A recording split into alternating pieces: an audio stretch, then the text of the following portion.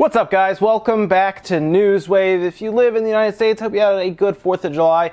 Hopefully, you just enjoyed some fireworks the professionals used in front of you and not trying to light yourself on fire like my neighbors seem to try to do every year. But there was still stuff that happened in the world of video games, so let's get started today. The first bit of news today is pretty interesting. It actually has to do with Sony using Xbox One X footage on their YouTube channel. And what happened was BioWare had, of course, the Anthem gameplay that we saw at E3, where it had the Xbox One X playing through the what we think to be an initial level that they set up for a demo, which is fine. It looked good. Everything went well until it eventually showed up on Sony's YouTube channel the other day, and people realized something a little off, and that is that Sony was apparently using Xbox One X's footage on their channel, saying it was the PlayStation footage. Now, the way that they figured it out was at the bottom, you can actually see where the button prompts are for which button does what. And a few people zoomed in pretty far and realized that they could see the Xbox One X buttons and then the PlayStation buttons overlaid on top, almost through like Photoshop or just editing. And this kind of set a lot of people off. And that's kind of understandable because you have to think they're showing you footage from a system that is a good bit more powerful than the PS4 Pro. Keep in mind, the Xbox One X is pretty much an entire original PlayStation 4 stronger than the PS4 Pro, so you're going to have different image quality between the two. Now, Digital Foundry did check that footage and saw that there was upscaling with the Xbox One X. It was alpha footage, it could change. But either way, the Xbox One X should have higher resolution, even if it's upscaling. It would probably upscale from like 1800p or something, as opposed to the PS4 possibly upscaling from like 1400p. But the big difference here is Sony is using footage that they shouldn't be and saying it's the PlayStation 4. Then, of course, some people are saying that it's misrepresentative of the PlayStation 4's visuals, but we have to remember this is alpha footage anyway. There's a good chance that the visuals end up getting downgraded down the road as they look to optimize and make sure everything works correctly. We may not even see that same demo in the game, to be honest. There is a good chance that that may have just been built specifically for E3, but I think people are more frustrated with the bigger picture here because they feel like maybe Sony was trying to get one over on them. Now, keep in mind, the footage may have been provided to Sony by BioWare or EA, and maybe they doctored the stuff because they didn't feel like recording it on a PlayStation 4 or PS4 Pro, or maybe it's just not ready yet. So they were like, well, let's just doctor the footage here, and it'll give them an idea of what they can expect. Maybe it won't be the exact same thing, but it'll give them an idea. And I think it was just frustrating to a lot of people because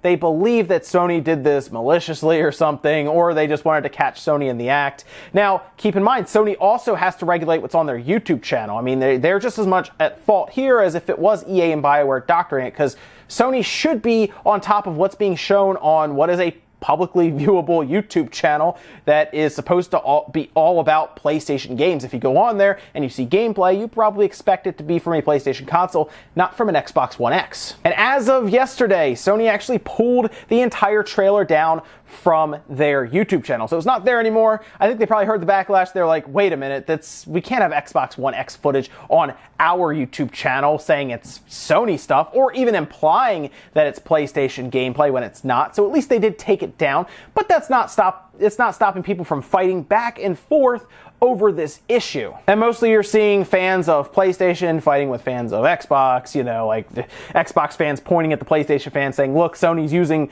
the better console's footage, and people are saying, I don't care, it's not a big deal. But back and forth, you have to remember, this is not a new thing. This has happened in the past. In fact, it's happened with the roles being reversed a few years back when the Xbox, or at least Microsoft, used PlayStation 4 footage for Watch Dogs. Yes, that happened as well. So I think it's more the Microsoft fans are happy that something like this happened, so it kind of evens out a little bit.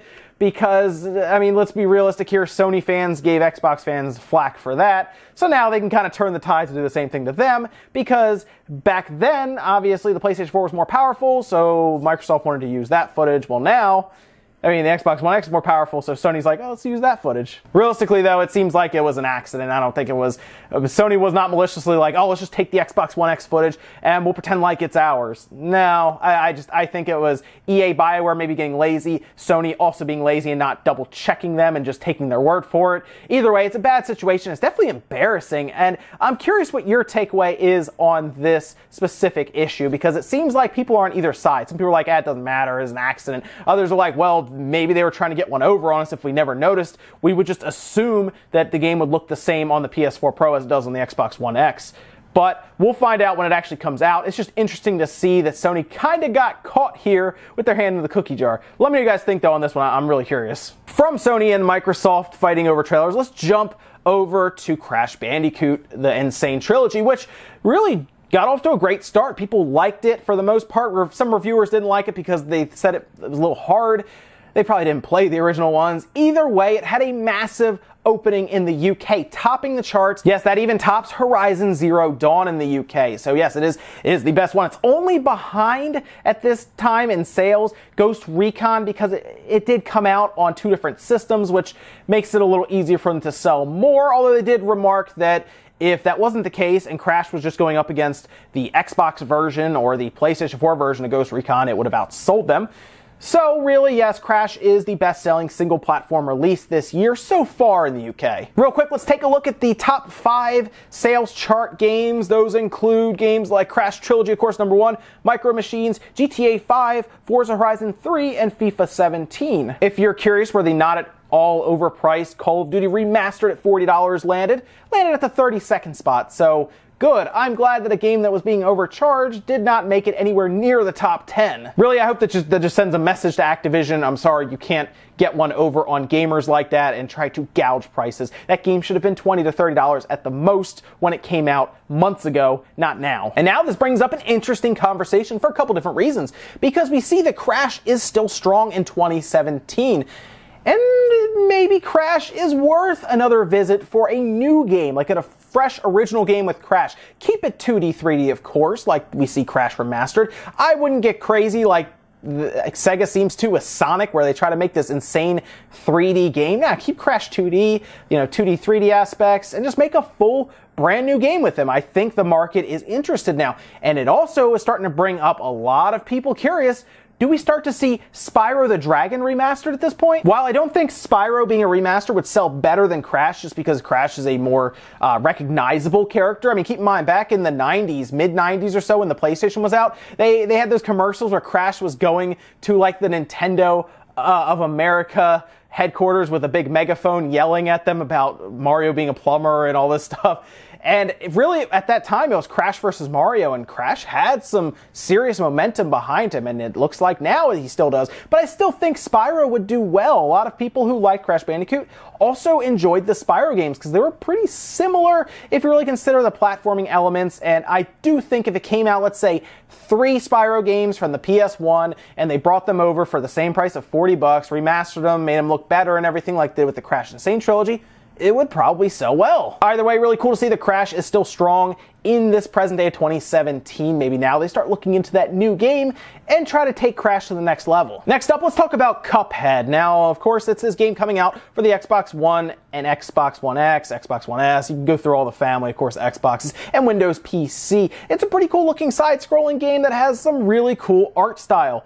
But a lot of people are curious, is this coming to the PS4 or even the Nintendo Switch eventually? And it looks like the creators shut that down pretty quick on NeoGAF the other day. They said in a post, yes, this Cuphead game is exclusive to Xbox and PC with Steam Windows 10 versions at launch and a good old games release likely shortly after. There will likely be a Mac version down the road and possibly a Linux version beyond that, unless we lose our house or whatever. We own the Cuphead IP. And that seems pretty solid right there. It's pretty open and shut currently. It's odd that they are looking into Linux and possibly Mac, but for the most part, I have a feeling Microsoft doesn't really care about those gaming markets. Definitely they don't see them as heavy competition as they do with, say, the PlayStation or even the Nintendo Switch at this point, who Nintendo Switch probably will end up outselling the Xbox One this year based on analysts and even Michael Pachter, although he may not be the best source since he always seems to be wrong. Either way, I have a lot of respect for the Cuphead developers based on the stories that have started to come out where they really went all in on this game because they believed in it. They remortgaged their house, they quit their jobs, and then I feel like Microsoft saw this, put money in as an investment so that they could create the game that they always wanted to, and I look forward to playing it. It should be out later on in September. But you'll need an Xbox or at least a mid-range PC. I doubt this is going to need some serious beefy video cards or anything just based on what it looks like. A mid-range computer will probably max it out fine. And in our last bit of news is actually it's an interesting crossover what we're about to see, and that is from Blaster Master Zero from Inti Creates. If you remember, Blaster Master Zero came out a few months ago for the Nintendo Switch, and it kind of called back to the old school Blaster Master with newer visuals.